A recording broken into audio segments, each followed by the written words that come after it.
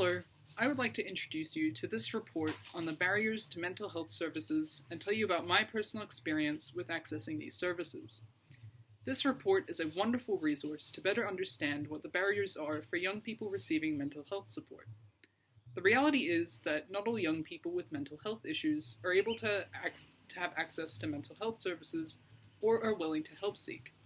It can be difficult to understand the complexity of the issue, that there are many different aspects that make up the barriers to these services, such as stigma, cost, and more. I have also found it can be especially hard to communicate these barriers with others who don't have the same experience with these services as people who are currently in the mental health system. I also think this is great for decision makers to understand that there is much more to the issue than just young individuals not wanting to seek help. I have also had a lot of personal experience with different barriers and stresses of mental health support. The types of services available can be hard to understand, like finding the difference between a therapist, a psychologist, and a psychiatrist. Even today, I find it confusing, and I've been in the mental health system for about 7 years. That's how long this chicken has been alive. Then there's the financial side of it too, which only complicates things even more.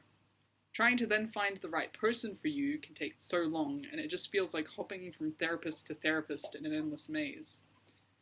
The biggest barrier I personally encountered in my mental health journey was turning 18, and having to suddenly stop using my previous mental health services, which were working really well at the time. This made me have a very deep distrust that none of the mental health services I access will last long, and that I'm forever making no progress and being reset. That kind of dread of impermanence is the worst feeling to have, and I don't believe that accessing mental health services should feel like walking on eggshells. I'm lucky to have finally found the support I was looking for after turning 18. Finally getting the right support shouldn't have to feel like such a miracle, but I finally reached a stable point in my rocky journey through the mental health system that I am very grateful for.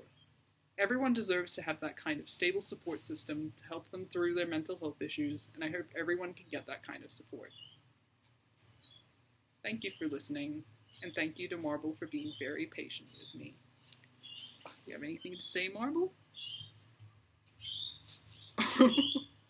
Okay then.